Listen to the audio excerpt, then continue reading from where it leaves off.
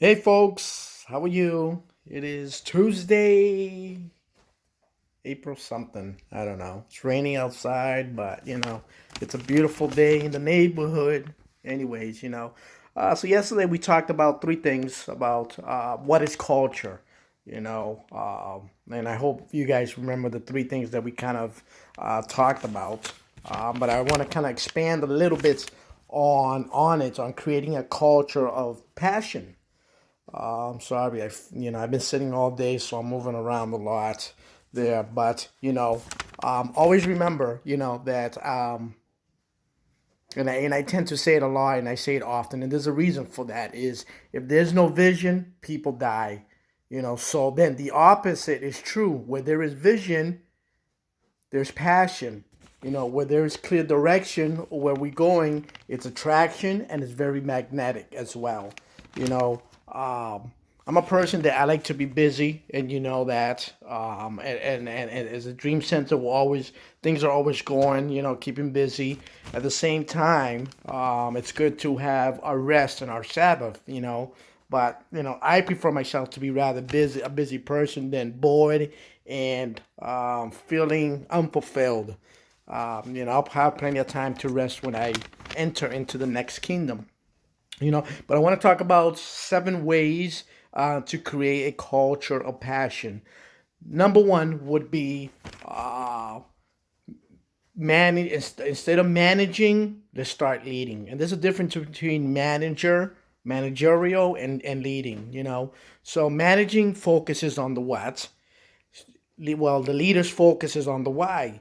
If we forget of why we're doing what we're doing, all of a sudden we will lose our passion, and the team will forget why they're doing what they're doing.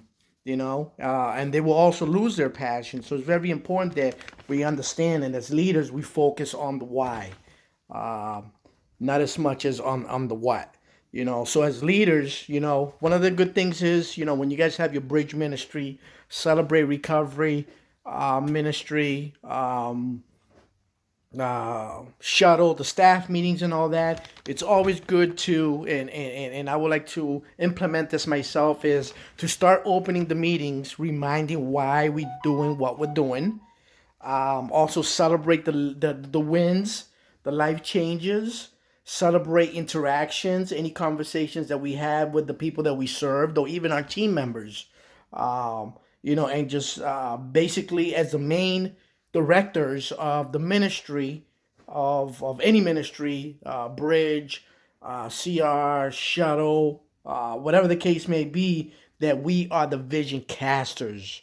Um, you know, of the be the vision casters. And when I say the vision casters, is the vision of the Merrimack Valley Dream Center, and the vision casters of what's next step and opportunity and growth for that ministry.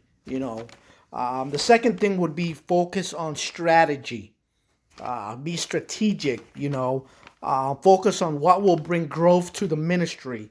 That's when it's game time. That's when it's vision time. That's when it's leadership time.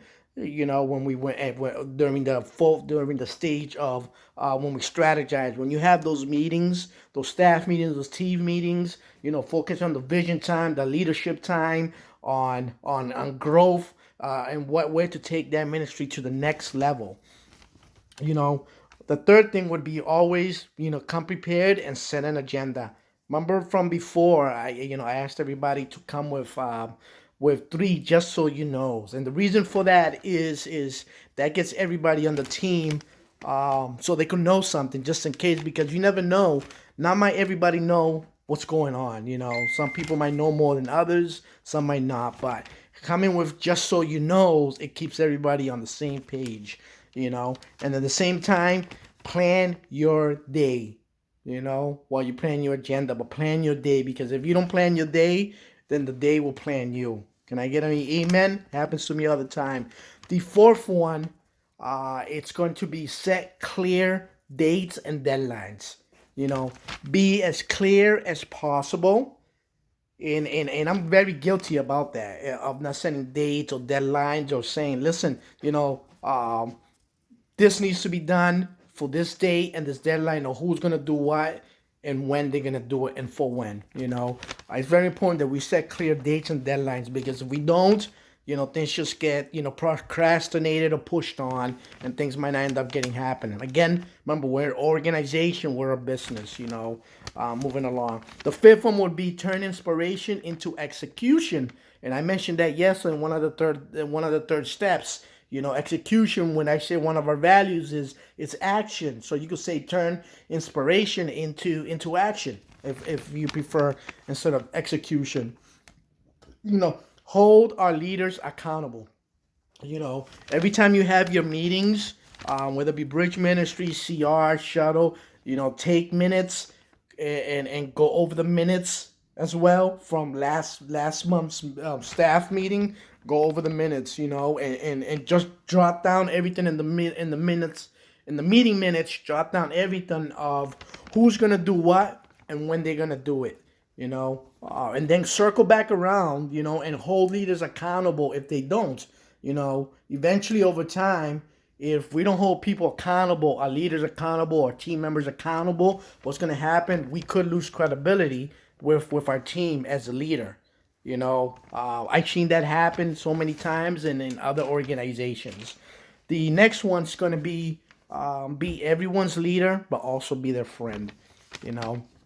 And you can see that as we'll use your pastor as an example. Pastor Modest, he's a leader.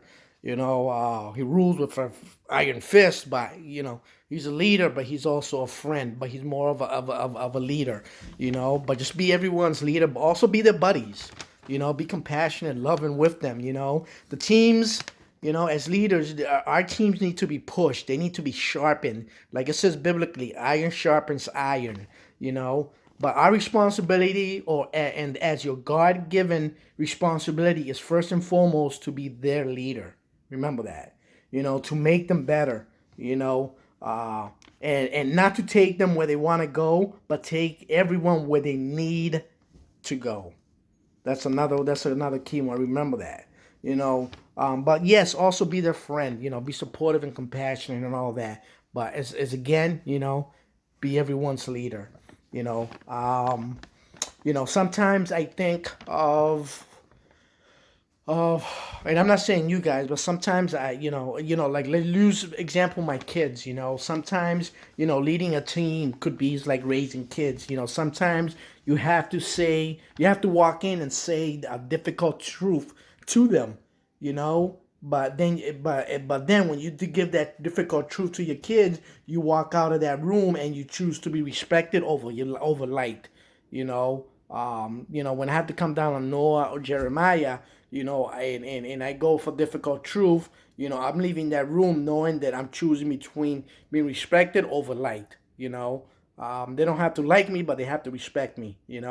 And as leaders, that's a requirement. A couple times I've seen, team members disrespect ministry directors, and that's a no-no.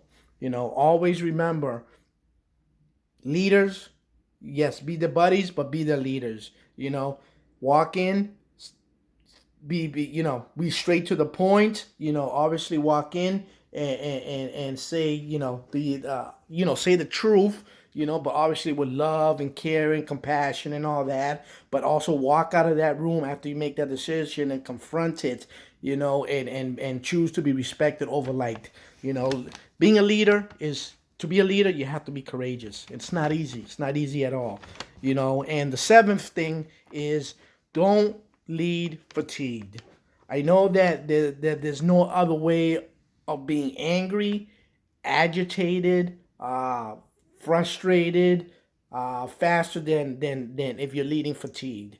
I know it's important that we work hard, but just remember, take your rest. Take a rest time, take a vacation. Observe the Sabbath day if you can.